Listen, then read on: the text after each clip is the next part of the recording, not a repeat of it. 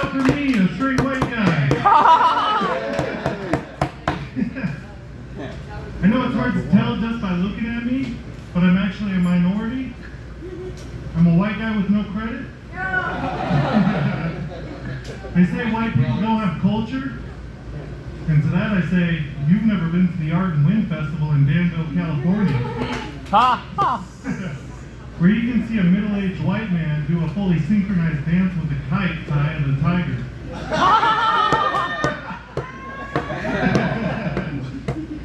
And you can tell, like, this was his moment to shine. He's been preparing all year. He had the matching nylon sweatsuit. He busted out his brand new New Balance 621s. He was ready. And he was just out there giving it his all. He's like, I don't know, I'm bad at act outs. I need someone to call a tailor. Because I'm fucking ripped, man. Hey, yeah. Just to be clear, I mean, I'm really high right now. I don't do a lot of lifting, unless it's a blunt to my mouth.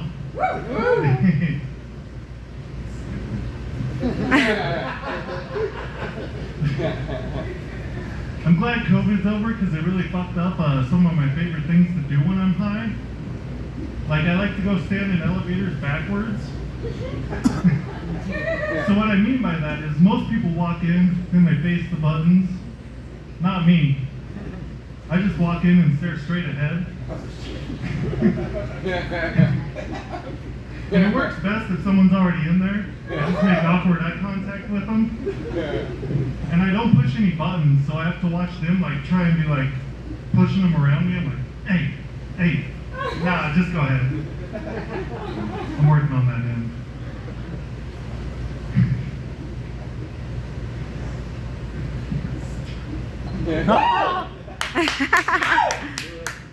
I'm not a pedophile.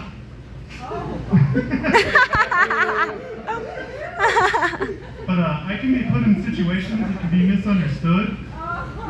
Like, let me explain. Even though I look like the poster adult for a stranger danger, people trust me with their children. And I was watching my friend's kid one day, and he likes to play Fortnite when he comes over. And he was talking with his friend online, and he's like, hey, what are you doing today, Izzy? He's like, oh, I'm just at my friend Corey's house. And he's like, you're what?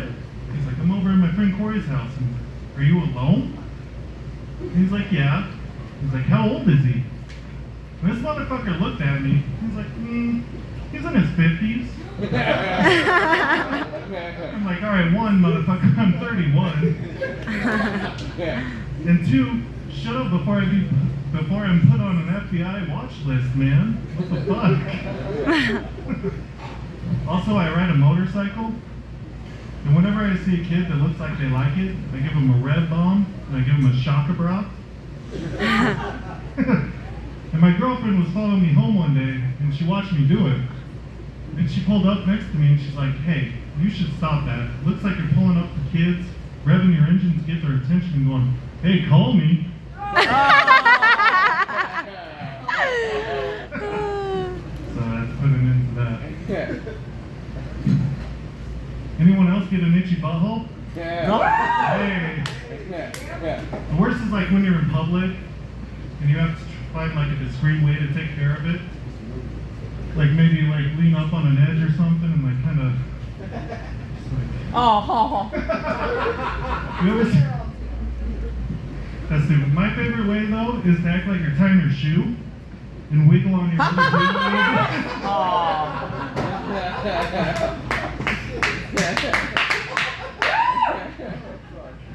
And that's why I think cowboys used to really wear spurs. Oh, wow.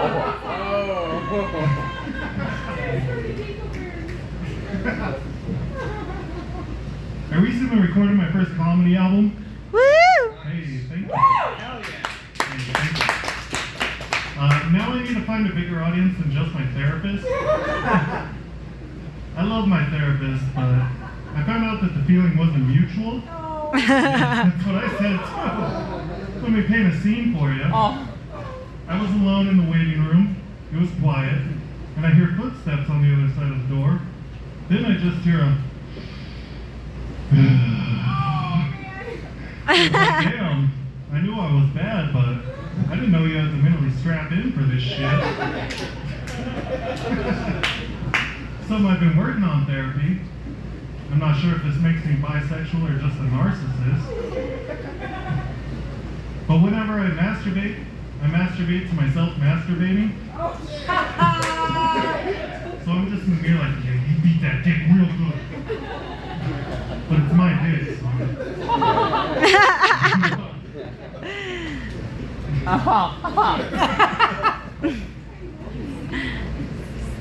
I'm glad to be back with human interaction. Yes. Yay! I've been spending way too much time on Facebook. I love Facebook for 2 reasons. One, I like cyberbullying senior citizens. And 2, I've seen the best mic drops I've ever seen in my life there. So I'm part of a lot of groups on there, and one of my favorites is a Blade Runner fan group. But none of us talk about the Blade Runner movies. All we talk about is who's like Ryan Gosling in his movies. Yeah. And one day we were arguing about who's like Ryan Gosling in Drive. And one guy's like, oh, I'm most like him from Drive because I'm dark and brooding. Then the second guy came in and he's like, oh, I'm most like him because no one understands me. Then this third guy came in and he's like, hey guys, I'm the most like Ryan Gosling from Drive because I'm actually autistic. I was like, check and me, you win that one. That's for sure. Shit, I know, I'm supposed to be a headliner, but I gotta look at my notes, maybe. New stuff. Well, kind of. I'm just too stoned to remember what I wrote. I did forget one. Guys, we do a lot of stupid shit. Like, we like to nickname our genitals. No, just me. It's usually stupid shit like Huey Lewis in the news, bro.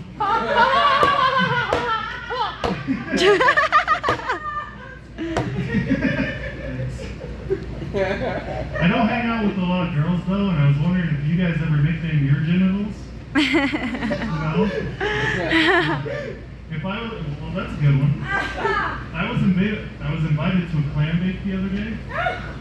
And all I could think of was a yeast infection when I heard it.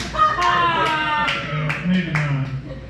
If I was a girl, I would nickname my genitals the Pecker Record 5000. Yeah. Wow. Then when some stupid guy tries to hit on me, he'd come up and be like, hey baby, the only thing I don't want to take off of you tonight is my eyes.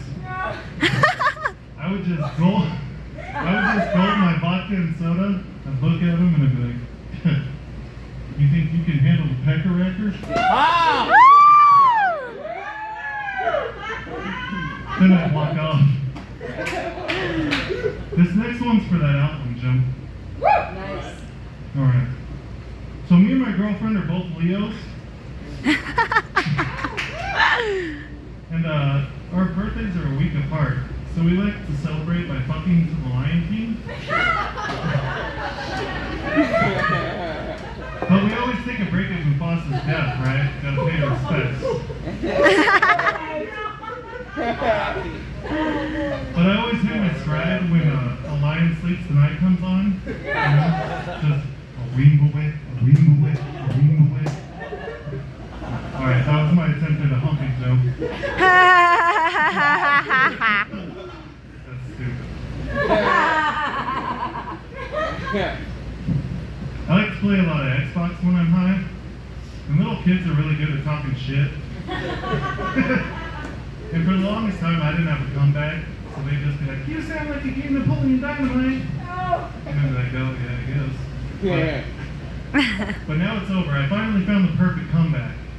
So when a kid's running his mouth, I'm like, hey, you better shut the fuck up, or I'm gonna find you and fuck your mom. And it usually works. It gets quiet on the other end. Until I hear the voice of a middle-aged woman come on and say, "Don't you go making promises you can't keep." That's dumb. Yeah.